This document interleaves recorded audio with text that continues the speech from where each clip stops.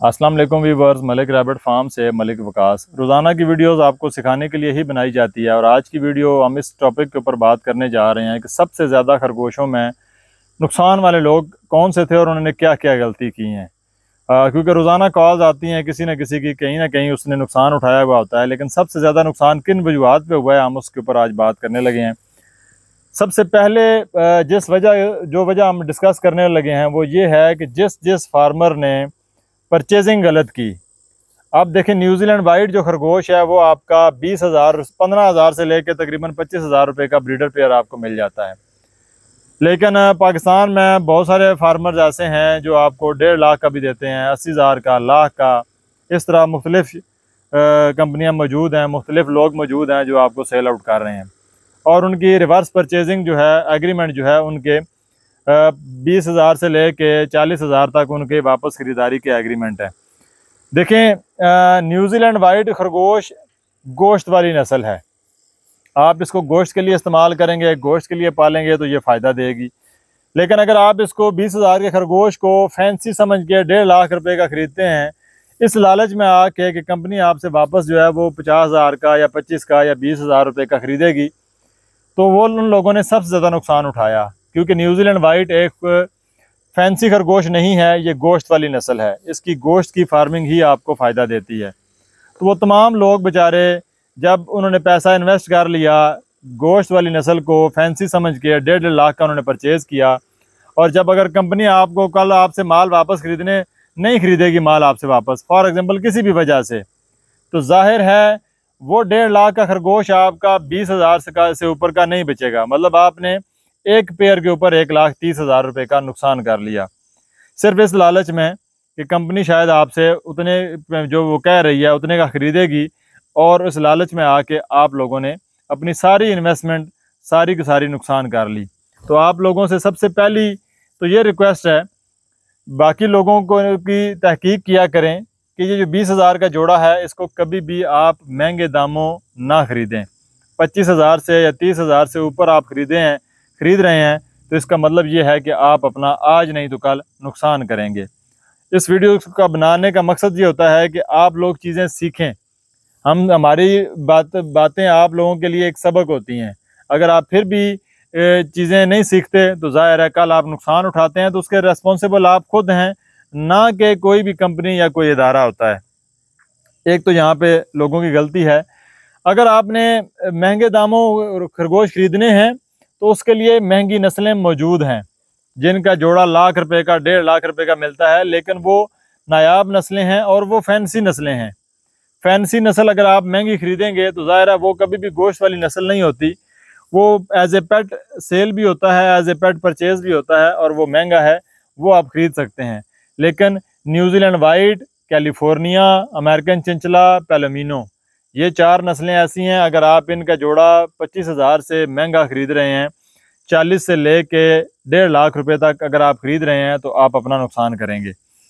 इसके अलावा दूसरे नंबर पे जिन फार्मर्स का नुकसान हुआ, ये जो पहली जो सबसे बड़ी वजह है, इससे आगे जो हम जिन पे बात करेंगे वो कम नुकसान वाली वजूहत हैं, लेकिन सबसे ज़्यादा नुकसान इस एक पहली वजह के ऊपर लोगों ने किया है।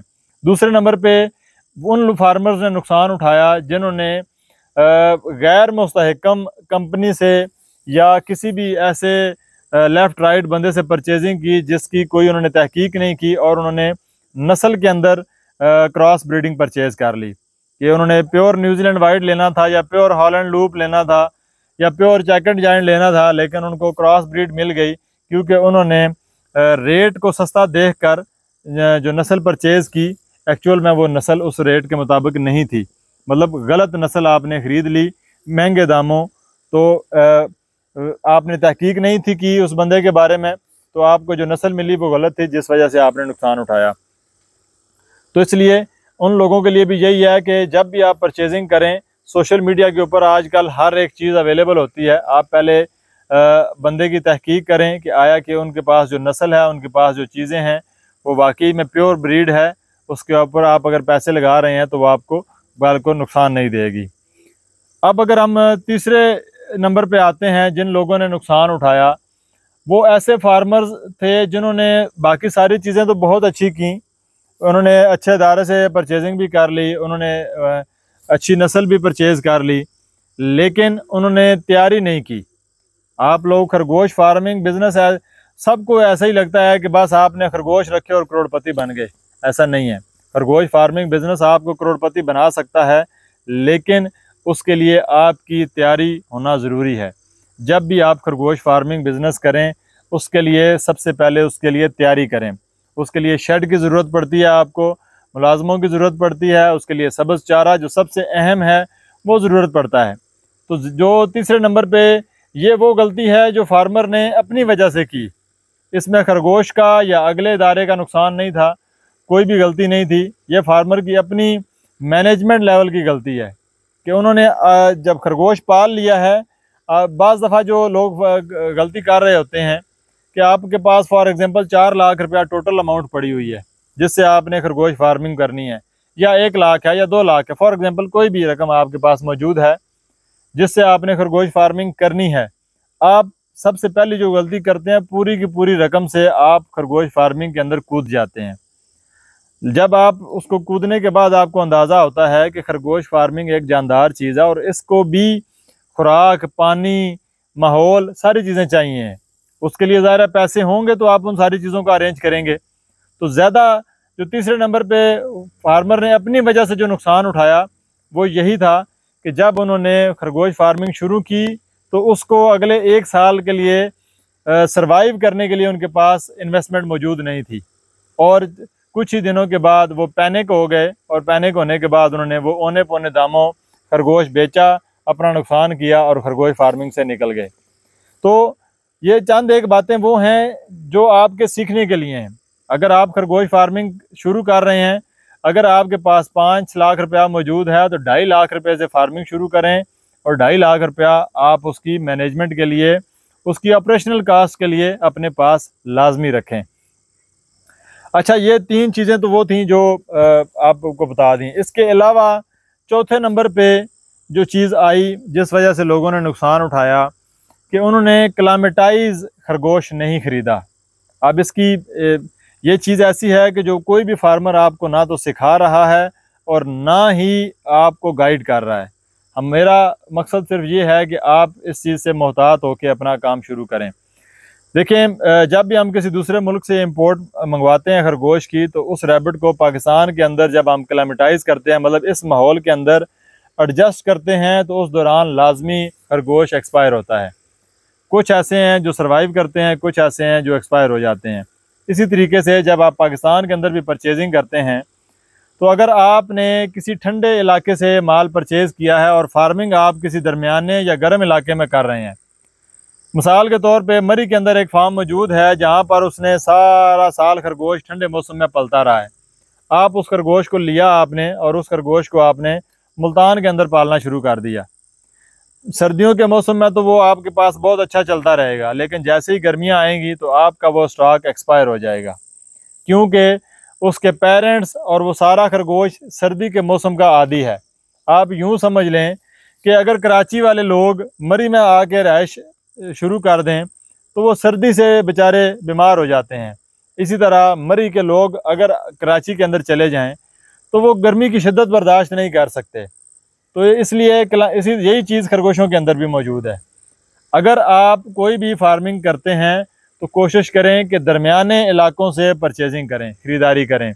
अगर ठंडे इलाकों से ख़रीदारी करके गर्म इलाकों में फार्मिंग करते हैं तो आपका जानवर सर्वाइव नहीं करता, और वो भी किसी हद तक आपका एक्सपायरी में चला जाता है। उसमें कुछ सर्वाइव कर भी जाते हैं जिनकी क़ुव्वत मुदाफ़त बहुत अच्छी होती है, लेकिन एक ये भी वजह है कि खरगोश का मौसम के साथ मैच करना या क्लाइमेटाइज होना बहुत ज़रूरी है। इसके अलावा 5वें नंबर पे आते हैं जिसकी बुनियाद ऐसी है कि ये वो वजूहात थी जिन वजूहात की बुनियाद पे फार्मर ने कहीं ना कहीं नुकसान लाजमी उठाया है और वो फार्मिंग छोड़ के किसी और बिज़नेस में चले गए। आखिरी जो वजह है वो फार्मर की अपनी ख़ुद की वजह है कि उसने सारी चीज़ें बहुत अच्छी की, उसका मौसम इलाके का बहुत अच्छा है, उन्होंने परचेजिंग बहुत अच्छी कर ली, बाकी सारे मामलात बहुत अच्छे कर लिए, लेकिन वो खुद उसके अंदर इन्वॉल्व नहीं है। इन्वेस्टमेंट के सूरत में उन्होंने बिज़नेस किया कि वो ख़ुद उन्होंने खरगोश फार्मिंग, फॉर एग्ज़ाम्पल वो प्रॉपर्टी डीलर हैं या कोई किराने की दुकान चला रहे हैं या कोई जॉब कर रहे हैं, उनका खुद खरगोश फार्मिंग के साथ कोई भी इन्वॉल्वमेंट नहीं है और उन्होंने इन्वेस्टमेंट करके मुलाजिम रख के सेपरेशन में चले गए, बस एज ए बिज़नेस उसको देख रहे हैं लेकिन उसके अंदर इन्वॉल्व नहीं है।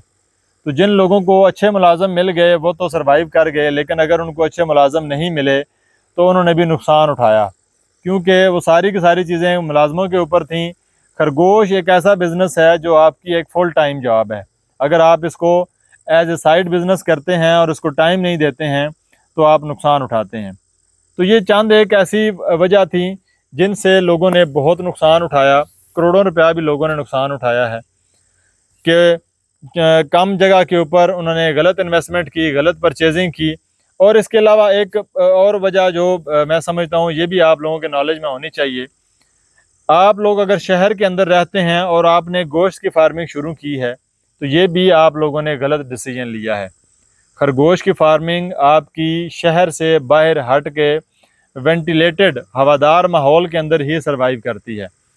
अगर आपने उसको शहर के अंदर कमर्शियल फार्मिंग कर दी या ज़्यादा पैमाने पे शुरू कर दिया तो ज़ाहिर है आपने नुकसान उठाया।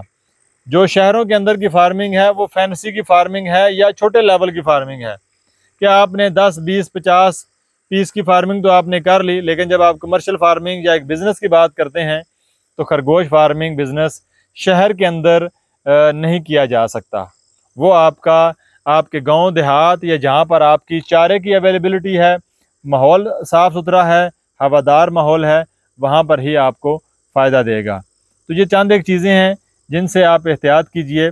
जो सबसे नंबर 1 पे आपको बात समझाई है वो अपने दिमाग के साथ से अक्ल से को हाथ मारें। कभी भी सस्ती चीज़ को या रोटी जो मार्केट की चीज़ है उसको महंगे दामों लालच में आके ना ख़रीदें। सबसे ज़्यादा इस वक्त नुकसान उठाने वाला फार्मर वो है जिसके दिलो दिमाग में शॉर्टकट है और वो खरगोश फार्मिंग से करोड़पति बनने के चक्कर में है। आप बन सकते हैं लेकिन कभी भी गलत रास्ता या शॉर्टकट ना इस्तेमाल करें। तो इस वीडियो से उम्मीद है कि बहुत सारे मेरे दोस्तों का फ़ायदा होगा, स्पेशली वो लोग जो इस फार्मिंग में कदम रखना चाह रहे हैं। वो इन चीज़ों से सीखेंगे कि वो अच्छी नस्लों पे और अच्छे फार्मर्स के साथ अपने इस बिज़नेस को करें। पाकिस्तान में ये बिज़नेस बहुत अच्छा है, बहुत ही फार्मर ऐसे हैं जो मैं एक नई वीडियो बनाऊंगा कि किन फार्मर्स का फ़ायदा हुआ है और वो आज कामयाब हैं, ठीक है। लेकिन पहले उन लोगों को बचाया जाए जो आने वाले वक्त में या आज से ऑनवर्ड आगे खरगोश फार्मिंग बिज़नेस की तरफ आना चाह रहे हैं और उनको नुकसान का खदशा है और वो अपनी इन्वेस्टमेंट को एहतियात से इस्तेमाल करें ताकि उनका नुकसान ना हो। बहुत शुक्रिया। अल्लाह हाफ़िज़।